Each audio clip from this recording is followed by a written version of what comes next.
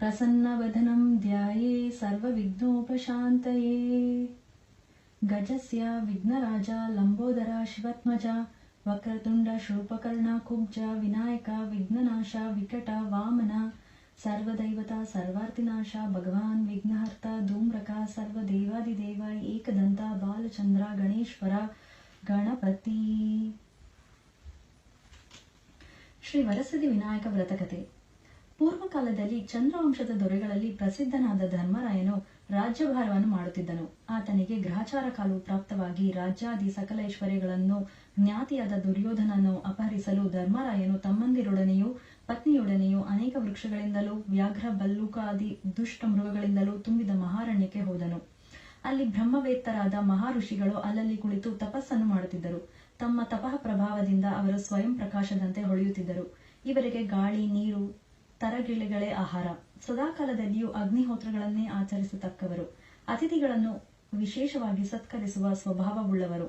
ನಿರಾಧಾರದಿಂದ ಭೂಮಿಯಿಂದ ಮೇಲೆ ಕುಳಿತು ಕೈಗಳನ್ನು ಜೋಡಿಸಿಕೊಂಡು ತಪಸ್ಸನ್ನು ಮಾಡತಕ್ಕವರು. ಇಂತಹ ಮಹಾಋಷಿಗಳನ್ನು ನೋಡಿದ ಕೂಡಲೇ ಆನಂದ ಪರವಶನಾದ ಧರ್ಮರಾಯನು ಅವರ ಬಳಿಗೆ ನಡೆದು ತಮ್ಮಂದಿರೊಡನೆಯೂ ಪತ್ನಿಯರೊಡನೆಯೂ ಅವರಿಗೆ ಸಾಷ್ಟಾಂಗ ದಂಡ ಪ್ರಣಾಮವನ್ನು ಗೈದು ಅಂಜಲಿ ಬದ್ಧನಾಗಿರಲು ಋಷಿಗಳು ಈತನನ್ನು ನೋಡಿ ಆದರಿಸಿ ಕುಳಿತುಕೊಳ್ಳುವಂತೆ ಹೇಳಿದ್ದ ಆ ಮಾತನ್ನು ಕೇಳಿ ಧರ್ಮರಾಯನು ಕುಳಿತುಕೊಂಡನು. ಧರ್ಮರಾಜನು ಮುನಿವರ್ಯರಾದ ಸೂತರನ್ನು ಕುರಿತು ಹೀಗೆಂದು ಪ್ರಾರ್ಥಿಸಿದನು.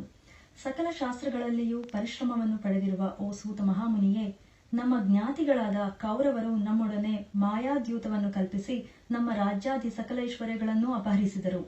ಇಷ್ಟೇ ಅಲ್ಲದೆ ಅನುಜರೊಡನೆಯೂ ಭಾರ್ಯೆಯೊಡನೆಯೂ ನನ್ನನ್ನು ಅನೇಕ ವಿಧಗಳಿಂದ ಅವಮಾನಗೊಳಿಸಿ ಸಹಿಸಲಾರದ ತೊಂದರೆಗಳನ್ನೆಲ್ಲ ಉಂಟು ಮಾಡಿ ಈ ಅರಣ್ಯಕ್ಕೆ ಕಳುಹಿಸಿದರು. ಈ ರೀತಿಯ ದವಸ್ಥೆಗಳನ್ನೆಲ್ಲ ಪಟ್ಟಿದರೂ ನನಗೆ ತಮ್ಮ ದರ್ಶನ ಮಾತ್ರದಿಂದಲೇ ದುಃಖಗಳೆಲ್ಲವೂ ನಾಶವಾದವು. ದಯಾನಿಧಿಯಾದ ಓ ಮಹಾತ್ಮನೇ, ಅನುಗ್ರಹಿಸಿ ನಮ್ಮ ದುರಿತಗಳೆಲ್ಲವೂ ನಾಶವಾಗುವಂತೆಯೂ ನಮ್ಮ ರಾಜ್ಯವು ಪುನಃ ನಮಗೆ ದೊರಕುವಂತೆಯೂ ಒಂದು ವ್ರತವನ್ನು ಅನುಗ್ರಹಿಸಬೇಕೆಂದು ಧರ್ಮರಾಯನು ಸೂತ ಮಹಾಋಷಿಯನ್ನು ಕೇಳಿಕೊಳ್ಳಲಾಗಿ ಸೂತರು ಈ ರೀತಿ ಹೇಳಲಾರಂಭಿಸಿದರು. ಎಲೈ ಪಾಂಡವರೇ, ನೀವೆಲ್ಲರೂ ಕೇಳಿ. ವ್ರತಗಳಲ್ಲೆಲ್ಲ ಮಹಾಶ್ರೇಷ್ಠವಾದ ವ್ರತವೊಂದಿರುವುದು. ಆ ವ್ರತವು ಮನುಷ್ಯನಿಗೆ ಐಶ್ವರ್ಯವನ್ನು ಸೌಖ್ಯವನ್ನು ವೃದ್ಧಿಪಡಿಸತಕ್ಕದ್ದು. ಸಕಲ ವಿಧಗಳಾದ ಪಾಪಗಳನ್ನು ಪರಿಹಾರ ಮಾಡತಕ್ಕದ್ದು. ಪುತ್ರ ಪೌತ್ರಾದಿ ಅಭಿವೃದ್ಧಿಯನ್ನುಂಟು ಮಾಡತಕ್ಕದ್ದು. ಓ ಪಾಂಡುನಂದವನರೇ, ಆದಿಯಲ್ಲಿ ಈ ವ್ರತವನ್ನು ಪರಮೇಶ್ವರನು ಕುಮಾರಸ್ವಾಮಿಗೆ ತಿಳಿಸಿದನು. ಆ ಕುಮಾರಸ್ವಾಮಿಗೆ ಪರಮೇಶ್ವರನು ವ್ರತವಿಧಾನವನ್ನು ಯಾವ ರೀತಿ ತಿಳಿಸಿದನೆಂಬುದನ್ನು ಈಗ ನಿಮಗೆ ತಿಳಿಸುತ್ತೇನೆ. ಸಕಲ ಋಷಿಗಣಕ್ಕೂ ನೆಲೆಯಾದ ಅತ್ಯಂತ ರಮ್ಯವಾದ ಕೈಲಾಸ ಶಿಖರದಲ್ಲಿ ನವರತ್ನಗಳಿಂದ ಕೆತ್ತಲ್ಪಟ್ಟ ಕಲ್ಪವೃಕ್ಷದ ಕೆಳಗೆ ಬಂಗಾರದ ಸಿಂಹಾಸನದ ಮೇಲೆ ಪ್ರಪಂಚವನ್ನೆಲ್ಲ ಪರಿಪಾಲಿಸತಕ್ಕ ಈಶ್ವರನು ಕುಳಿತಿರುವಾಗಿ ಕುಮಾರಸ್ವಾಮಿಯು ಪ್ರಪಂಚಕ್ಕೆ ಉಪಕಾರವನ್ನು ಮಾಡಬೇಕೆಂಬ ಸಂಕಲ್ಪಯುತನಾಗಿ ತಂದೆಯನ್ನು ಕುರಿತು, ಓ ಮಹಾನುಭಾವ, ಪ್ರಪಂಚಕ್ಕೆಲ್ಲ ಅತ್ಯಂತ ಉಪಯುಕ್ತಕರವಾದ ಮತ್ತು ಧನಧಾನ್ಯ ಐಶ್ವರ್ಯಗಳನ್ನು ಪುತ್ರ ಪೌತ್ರ ಸಂಪದವನ್ನು ಕೊಡತಕ್ಕ ಒಂದು ವ್ರತವನ್ನು ದಯವಿಟ್ಟು ತಿಳಿಸಬೇಕೆಂದು ಪ್ರಾರ್ಥಿಸಿಕೊಳ್ಳಲು ಈಶ್ವರನು ಸಂತುಷ್ಟನಾಗಿ ಇಂತೆಂದನು. ಎಲೈ ಮಗನೇ, ಸಕಲ ಸಂಪತ್ತುಗಳನ್ನು ದೀರ್ಘಾಯುಷ್ಯವನ್ನು ಇಷ್ಟಾರ್ಥಗಳನ್ನು ಕೊಡತಕ್ಕ ವಿನಾಯಕ ಪೂಜೆ ಎಂಬ ಒಂದು ವ್ರತವುಂಟು. ಈ ವ್ರತವನ್ನು ಭಾದ್ರಪದ ಶುಕ್ಲ ಚತುರ್ಥಿಯ ದಿನ ಆಚರಿಸಬೇಕು. ವ್ರತಾಚರಣೆಯ ದಿನ ಅರುಣೋದಯಕ್ಕೆದ್ದು ತನ್ನ ನೈಮಿತ್ತಕ್ಕ ಕ್ರಮಗಳಾಗಿ ಸ್ನಾನ, ಜಪ, ತಪಾನುಷ್ಠಾನಗಳನ್ನು ಪೂರೈಸಿ ದ್ರವ್ಯ ಲೋಭವಿಲ್ಲದೆ ಬೆಳ್ಳಿಯಿಂದಾಗಲಿ ಬಂಗಾರದಿಂದಾಗಲಿ ಅಥವಾ ಮಣ್ಣಿನಿಂದಾಗಲಿ ವಿನಾಯಕನ ಪ್ರತಿಮೆಯನ್ನು ಮಾಡಿ ತನ್ನ ಮನೆಯ ಉತ್ತರ ಭಾಗದಲ್ಲಿ ಒಂದು ಮಂಟಪವನ್ನು ನಿರ್ಮಿಸಿ ಅದರ ಮಧ್ಯಪ್ರದೇಶದಲ್ಲಿ 8 ದಳಗಳಿಂದ ಕೂಡಿದ ಪದ್ಮವನ್ನು ಗೋಧುವೆ ಕಾಲಿನಿಂದಾಗಲಿ ಅಕ್ಕಿಯಿಂದಾಗಲಿ ಸೃಜಿಸಿ ಅಲ್ಲಿ ತಾನು ನಿರ್ಮಿಸಿದ ವಿನಾಯಕನ ಪ್ರತಿಮೆಯನ್ನು ಇಟ್ಟು ಭಕ್ತಿಪೂರ್ವಕವಾಗಿ ಬಿಳಿಯದಾದ ಗಂಧದಿಂದಲೂ ಅಕ್ಷತೆಯಿಂದಲೂ ಪುಷ್ಪಗಳಿಂದಲೂ ಗರಿಕೆ ಹುಲ್ಲಿನಿಂದಲೂ 21 ವಿಧವಾದ ಪತ್ರಗಳಿಂದಲೂ ಪೂಜೆಯನ್ನು ಮಾಡಿ ಧೂಪ ದೀಪ ನೈವೇದ್ಯಗಳನ್ನು ಅರ್ಪಿಸಿ ತುಪ್ಪದಿಂದ ಮಾಡಿದ 21 ಭಕ್ಷ್ಯಗಳನ್ನು ತೆಂಗಿನಕಾಯಿ, ಬಾಳೆಹಣ್ಣು, ನೇರಳೆ ಹಣ್ಣು, ಬೇರದ ಹಣ್ಣು, ಕಬ್ಬು ಮತ್ತು ಅನೇಕ ವಿಧವಾದ ಭಕ್ಷ್ಯಗಳು, ಫಲಗಳು ಮೊದಲಾದವನ್ನು ನಿವೇದನ ಮಾಡಿ ವಿನಾಯಕನಿಗೆದುರಿಗೆ ನಾಟ್ಯವನ್ನು ಸಲ್ಲಿಸಿ ಹಾಡುಗಳನ್ನು ಹಾಡಿ ಪುರಾಣ ಪಠನೆಯೇ ಮೊದಲಾದವುಗಳಿಂದ ಆತನನ್ನು ಸಂತೃಪ್ತಗೊಳಿಸಿ ವೇದಾಧ್ಯಯನ ಸಂಪನ್ನರಾದ ಬ್ರಾಹ್ಮಣರಿಗೆ ಬಾಗಿನವನ್ನು ಕೊಟ್ಟು ನಂತರ ತಾನು ಇಷ್ಟ ಬಂಧು ಮಿತ್ರರೊಡನೆ ಊಟವನ್ನು ಮಾಡಬೇಕು. ಈ ಪ್ರಕಾರ ಭಕ್ತಿಪೂರ್ವಕವಾಗಿ ವಿನಾಯಕನ ವ್ರತವನ್ನು ಮಾಡತಕ್ಕವರಿಗೆ ಸಕಲ ಇಷ್ಟಾರ್ಥಗಳು ಸಿದ್ಧಿಸುವು. ಮಾರನೆಯ ದಿನ ಸೂರ್ಯೋದಯಕ್ಕೆ ಎದ್ದು ಸ್ನಾನ ಸಂಧ್ಯಾ ನಷ್ಟಗಳನ್ನು ಮಾಡಿ ವಿನಾಯಕನಿಗೆ ಪುನಃ ಪೂಜೆಯನ್ನು ಮಾಡಬೇಕು. ಅದೇ ದಿನವೇ ಒಬ್ಬ ಬ್ರಹ್ಮಚಾರಿಯನ್ನು ಕರೆದು ವಿನಾಯಕನ ಪ್ರೀತಿಗಾಗಿ ಮುಂಜಿದರ್ಭದ ಹುರಿಯನ್ನು ಕೃಷ್ಣಾಜಿನವನ್ನು, ದಂಡವನ್ನು, ಯಜ್ಞೋಪವೀತನನ್ನು, ಕಮಂಡಲವನ್ನು, ತನ್ನ ಶಕ್ತ್ಯಾನುಸಾರ ವಸ್ತ್ರವನ್ನು ಕೊಡಬೇಕು.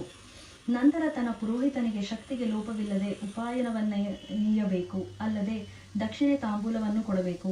ಈ ವ್ರತವು ಸಮಸ್ತ ವ್ರತಗಳಲ್ಲಿಯೂ ಮಹಾಶ್ರೇಷ್ಠವಾದದ್ದು, 3 ಲೋಕಗಳಲ್ಲಿಯೂ ಪ್ರಸಿದ್ಧವಾದುದು. ಈ ವ್ರತವನ್ನು ದೇವತೆಗಳು, ಮುನಿಗಳು, ಗಂಧರ್ವರು, ಕಿನ್ನರು ಮೊದಲಾದ ಆಚರಿಸಿ ಸಕಲ ಕಾಮ್ಯಗಳನ್ನು ಪಡೆದರು ಎಂಬುದಾಗಿ ಸಾಂಬಮೂರ್ತಿಯು ಕುಮಾರಸ್ವಾಮಿಗೆ ಉಪದೇಶ ಮಾಡಿದನು. ಎಲೈ ಧರ್ಮರಾಯನೇ, ನೀನು ಈ ಪ್ರಕಾರವಾಗಿ ವಿನಾಯಕನ ಪೂಜೆಯನ್ನು ಮಾಡು, ನಿನಗೆ ತಪ್ಪದೇ ಜಯ ಉಂಟಾಗುವುದು. ಈ ಮಾತು ನಿಜವು. ಈ ವ್ರತವನ್ನು ಭೂಲೋಕದಲ್ಲಿ ಎಷ್ಟು ಮಂದಿ ಆಚರಿಸಿದರು. ಈ ವ್ರತ ಪ್ರಭಾವದಿಂದ ದಮಯಂತಿಗೆ ನಳನು ದೊರೆತನು. ಕೃಷ್ಣನು ಈ ವ್ರತಾಚರಣೆಯಿಂದಲೇ ಜಾಂಬುವತಿಯನ್ನು, ಸಮಂತಕಮಣಿಯನ್ನು ಹೊಂದಿದನು.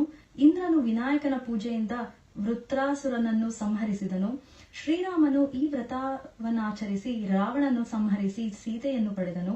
ಭಗೀರಥನು ಗಂಗೆಯನ್ನು ತರುವಾಗಲೂ, ದೇವಾಸುರರು ಅಮೃತವನ್ನು ಸೃಜಿಸುವಾಗಲೂ, ಸಾಂಬಮೂರ್ತಿಯು ತನ್ನ ಕುಷ್ಠರೋಗ ಪರಿಹಾರ ಕಾಲದಲ್ಲಿಯೂ ಈ ವ್ರತವನ್ನೇ ಆಚರಿಸಿದರು ಎಂಬುದಾಗಿ ಸೂತ ಮಹಾಮುನಿಯು ಧರ್ಮರಾಯನಿಗೆ ತಿಳಿಸಲು, ಧರ್ಮರಾಯನನ್ನು ಕೇಳಿದನಾಗಿ ಆನಂದದಿಂದ ಭಾದ್ರಪದ ಶುದ್ಧ ಚೌತಿಯನ್ನೇ ಎದುರು ನೋಡುತ್ತಿದ್ದ. ಸಕಾಲವು ಪ್ರಾಪ್ತವಾದ ಕೂಡಲೇ ವ್ರತಾಚರಣೆಯಿಂದ ಸಕಲ ಇಷ್ಟಾರ್ಥಗಳ ಸಿದ್ಧಿಗಳನ್ನು ಪಡೆದನು. ಪ್ರಪಂಚದಲ್ಲಿ ಅಮೋಘವಾದ ಈ ವ್ರತವನ್ನು ಬ್ರಹ್ಮ, ಕ್ಷತ್ರಿಯ, ವೈಶ್ಯ, ಶೂದ್ರರೆಂಬ 4 ವರ್ಣದವರೂ ಮಾಡಬಹುದು. ಕ್ರಮ ಪ್ರಕಾರ ಮಾಡಿದರೆ ವಿದ್ಯಾರಂಭದಲ್ಲಿ ಪೂಜೆಯನ್ನಾಚರಿಸಿದವನಿಗೆ ವಿದ್ಯಾಲಾಭವು, ಧನಾಂಗಾಕ್ಷಿಗೆ ದ್ರವ್ಯವು, ಯಾವ ಅಪೇಕ್ಷೆಯಿಂದ ಆಚರಿಸಿದರೆ ಆ ಕಾರ್ಯಗಳೆಲ್ಲವೂ ನಿಸ್ಸಂಶಯವಾಗಿ ಸಿದ್ಧಿಸುವುದರಿಂದ ಅಬಾಲವೃದ್ಧರು ಕಲಿಯುಗದಲ್ಲಿ ಮುಖ್ಯವಾಗಿ ಮಾಡತಕ್ಕ ವ್ರತಗಳಲ್ಲಿ ಇದು ಪರಮಶ್ರೇಷ್ಠವಾದುದೆಂದು, ಸಕಲ ಇಷ್ಟಾರ್ಥಗಳನ್ನು ಸಿದ್ಧಿಸುವ ದೇವತೆಯಾದುದರಿಂದಲೇ ಈತನಿಗೆ ವರಸಿದ್ಧ ವಿನಾಯಕನೆಂಬ ಹೆಸರು ಬಂದಿತೆಂದು ಸೂತ ಪುರಾಣಿಕರು ಹೇಳಿದರು. ಇಲ್ಲಿಗೆ ಸ್ಕಾಂದ ಪುರಾಣದಲ್ಲಿ ಬರುವ ಉಮಾಮಹೇಶ್ವರ ಸಂವಾದದ ವಿನಾಯಕನ ವ್ರತಕಥೆಯು ಸಂಪೂರ್ಣವಾಯಿತು.